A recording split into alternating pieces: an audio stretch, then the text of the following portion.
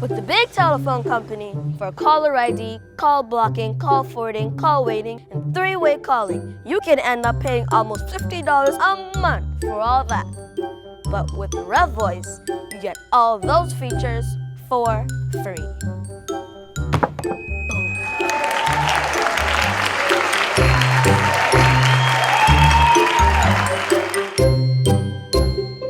Good evening, Bahamas. You're tuned into MB12 Weekend, broadcasting from Cable 12 Studios on Robinson Road. Coming up tonight, questions about the cost of NHI linger.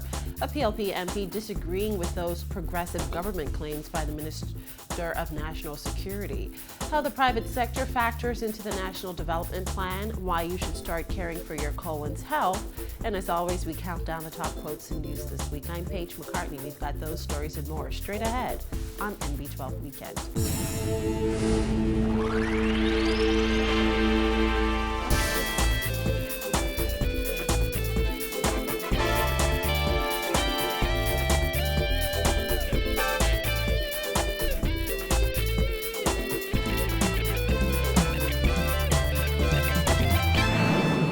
Welcome once again to MB12. Amid public commentary over a probable delay in the introduction of national health insurance, some people seem to have forgotten we still don't know how much NHI is going to cost. Deputy Leader of the Free National Movement, Peter Turnquest, said as much to MB12 out the House of Assembly recently.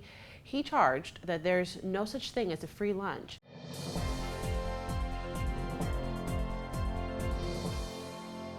Turnquest said there are a lot of unresolved issues surrounding NHI, including financial issues that some people seem to be glossing over. As you know, there's no such thing as a free lunch. There is going to be a cost attached to this program, and nobody is talking about this.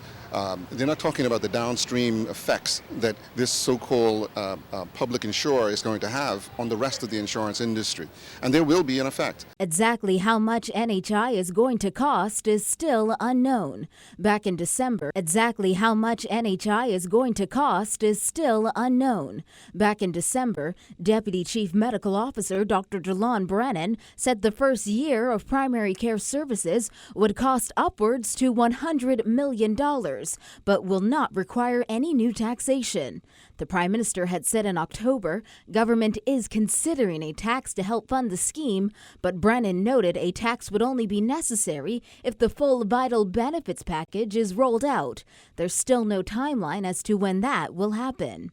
Turnquest. Any cost that is going to be passed on to the Bahamian people is going to represent another tax.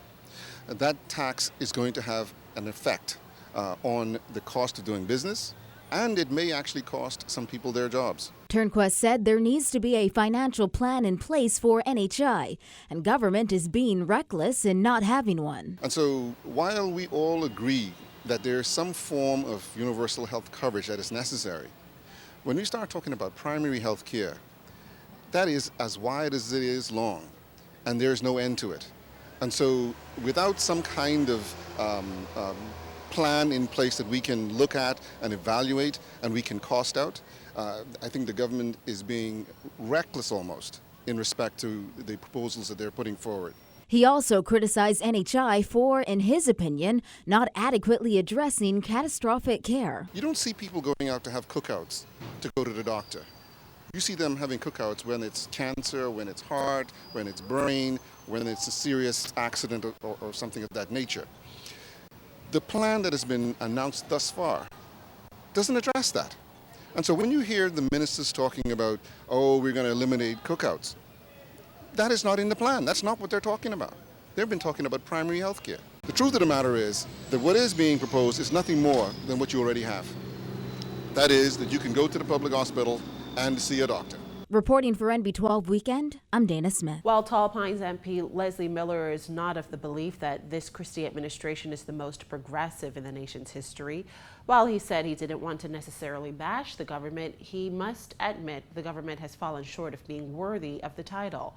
Miller, who is a member of the PLP, said he's loyal to his party, but there have been some major mishaps in this government's tenure which disqualify it from being considered as the most progressive ever. Here's Kyle Watt. All the progressive measures that took place in our country from 67 to the time Celinda DeMitt office was the greatest achievement in the history of our country, cannot be matched. In a recent interview with NB12, National Security Minister Dr. Bernard said based on the policies being carried out, this government is the most progressive in this nation's history. But Miller, who is a member of the PLP, said while he loves his government, what Nottage said was a bit of a stretch. I don't want to dampen the spirit of anyone to saying that this government isn't a progressive government. It is a progressive government.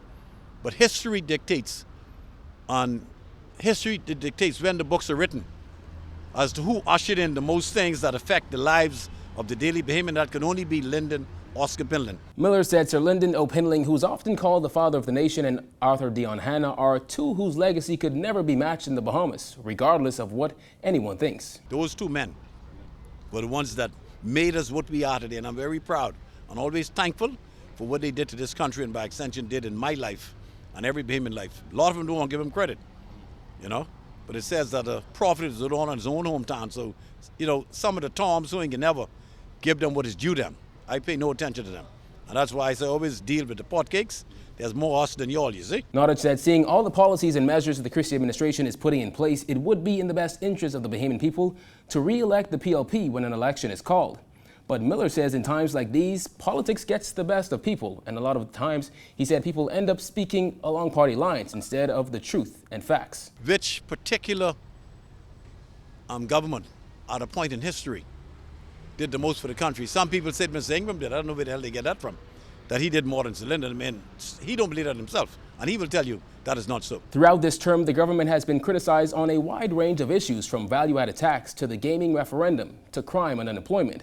But according to Miller, while there are critics, credit must be given where it's due. The bold approach they took as far as what, which was necessary to really revive a bankrupt country. I commend the Prime Minister for that. I think that was a weighty thing to do. It's a hard pill to swallow, but we had to do it. But again, Miller said even when it comes down to issues like immigration, a Pinland government knew how to deal with it. Especially Mr. Hanna, who had a mantra that every 20 years you should cleanse your country from the foreign element. Those who on work permit are gone every 10 to 20 years. And you bring Bahamians, as you educate them, into the forefront to run their country. Those bold initiatives you will never see again. Reporting for NB12 Weekend, I'm Kyle Joaquin. In other news, police are reporting 2 homicides overnight, one on Grand Bahama, the other here in the capital. In the first incident on Grand Bahama, police say shortly after midnight, 2 men were in the area of Weddell Avenue when they were reportedly shot by an armed assailant wearing dark clothing. One of the victims was shot about the body and he died at the scene, while the other man was shot in the arm and taken to the Rand Memorial Hospital for further medical attention. And police say on Grand Bahama just before that, a man was walking along a track road in the area of Nelson Road when he was accosted by 2 masked men who stole $1,000 from him before shooting him in his lower body.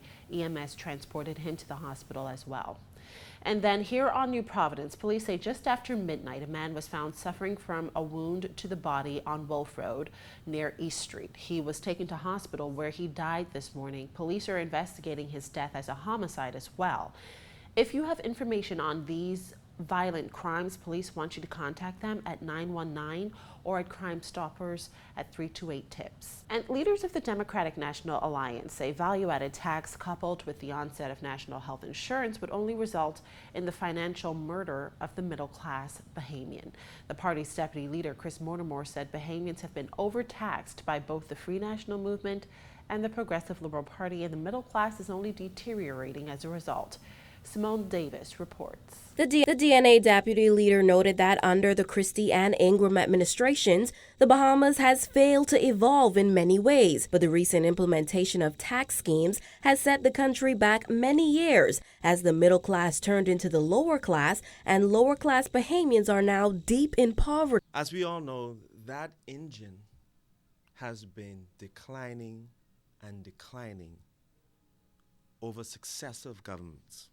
And in fact, financial murder has been committed on the middle class by both FNM administrations and PLP administrations. And this financial murder is being created by, or being performed by, overtaxation, corruption, cronyism.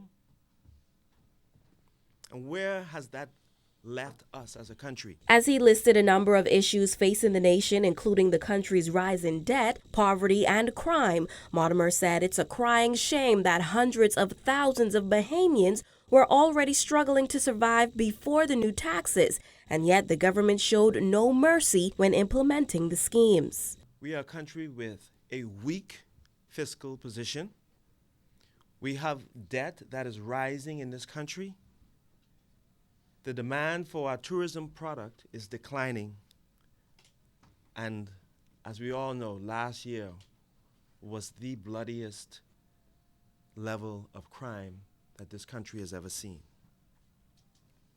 But interestingly enough, wealth among politicians are going up. He said the state of the country is not only a result of successive governments failing to plan, but planning to fail. Successive F&M and PLP administrations have failed to chart a course for our country. They've failed to plan. And as a consequence, they've planned to fail. And we are reaping that failure. Reporting for NB12 Weekend, I'm Simone Davis.